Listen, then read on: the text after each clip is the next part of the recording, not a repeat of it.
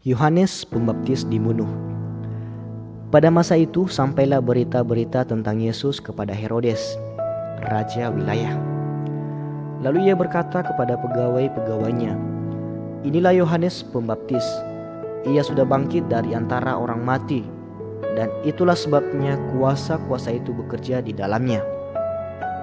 Sebab memang Herodes telah menyuruh menangkap Yohanes, membelenggunya dan memenjarakannya. Berhubung dengan peristiwa Herodias, istri Filipus, saudaranya. Karena Yohanes pernah menegurnya, katanya, "Tidak halal engkau mengambil Herodias." Herodes ingin membunuhnya, tetapi ia takut akan orang banyak yang memandang Yohanes sebagai nabi.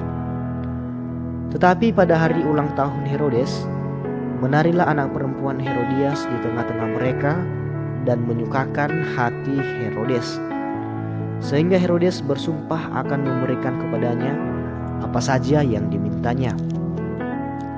Maka setelah dihasut oleh ibunya, anak perempuan itu berkata, "Berikanlah aku di sini kepala Yohanes Pembaptis di sebuah talam." Lalu sedihlah hati raja, tetapi karena sumpahnya dan karena tamu-tamunya diperintahkannya juga untuk memberikannya. Disuruhnya memenggal kepala Yohanes di penjara. Dan kepala Yohanes itu pun dibawa orang di sebuah talam, lalu diberikan kepada gadis itu, dan ia membawanya kepada ibunya. Kemudian datanglah murid-murid Yohanes Pembaptis mengambil mayatnya dan menguburkannya. Lalu pergilah mereka memberitahukannya kepada Yesus. Yesus memberi makan 5.000 orang. Setelah Yesus mendengar berita itu, menyingkirlah ia dari situ dan hendak mengasingkan diri dengan perahu ke tempat yang sunyi. Tetapi orang banyak mendengarnya dan mengikuti dia dengan mengambil jalan darat dari kota-kota mereka. Ketika Yesus mendarat, ia melihat orang banyak yang besar jumlahnya, maka tergeraklah hatinya oleh belas kasihan kepada mereka, dan ia menyembuhkan mereka yang sakit. Menjelang malam, murid-muridnya datang kepadanya dan berkata, "Tempat ini sunyi dan hari sudah mulai malam. Suruhlah orang banyak itu pergi supaya mereka dapat membeli makanan di desa-desa." Tetapi Yesus berkata kepada mereka, "Tidak perlu mereka pergi. Kamu harus memberi mereka makan." Jawab mereka, "Yang ada pada kami di sini hanya 5 roti dan 2 ikan." Yesus berkata, "Bawalah kemari kepadaku." Lalu disuruhnya orang banyak itu duduk di rumput. Dan setelah diambilnya 5 roti dan 2 ikan itu, Yesus menengadah ke langit dan mengucap berkat, lalu memecah-mecahkan roti itu dan memberikannya kepada murid-muridnya. Lalu murid-muridnya membagi-bagikannya kepada orang banyak, dan mereka semuanya makan sampai kenyang. Kemudian orang mengumpulkan potongan-potongan roti yang sisa, 12 bakul penuh.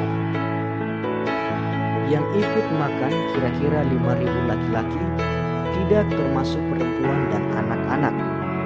Yesus berjalan di atas air. Sesudah itu Yesus segera memerintahkan murid-muridnya naik ke perahu dan mendahulunya ke seberang. Sementara itu ia menyuruh orang banyak pulang. Dan setelah orang banyak itu disuruhnya pulang, Yesus naik ke atas bukit untuk berdoa seorang diri. Ketika hari sudah malam, ia sendirian di situ. Perahu murid-muridnya sudah beberapa mil jauhnya dari pantai dan diombang-ambingkan gelombang karena angin sakal. Kira-kira jam 3 malam datanglah Yesus kepada mereka berjalan di atas air. Ketika murid-muridnya melihat dia berjalan di atas air, mereka terkejut dan berseru, "Itu hantu!" Lalu berteriak-teriak karena takut. Tetapi segera Yesus berkata kepada mereka, "Tenanglah, aku ini, jangan takut." Lalu Petrus berseru dan menjawab dia, "Tuhan, apabila Engkau itu, suruhlah aku datang kepadamu berjalan di atas air." Kata Yesus, "Datanglah." Maka Petrus turun dari perahu dan berjalan di atas air mendapatkan Yesus. Tetapi ketika dirasanya tiupan angin, takutlah ia dan mulai tenggelam, lalu berteriak, "Tuhan, tolong aku." Segera Yesus mengulurkan tangannya, memegang dia dan berkata, "Hai orang yang kurang percaya, mengapa engkau bimbang?" Lalu mereka naik ke perahu dan angin pun redalah. Dan orang-orang yang di perahu menyembah dia, katanya, "Sesungguhnya engkau anak Allah." Yesus menyembuhkan orang-orang sakit di Genesaret. Setibanya di seberang, mereka mendarat di Genesaret. Ketika Yesus dikenal oleh orang-orang di tempat itu, mereka memberitahukannya ke seluruh daerah itu. Maka semua orang yang sakit dibawa kepadanya. Mereka memohon supaya diperkenankan menjamah jubahnya, dan semua orang yang menjamahnya menjadi sembuh.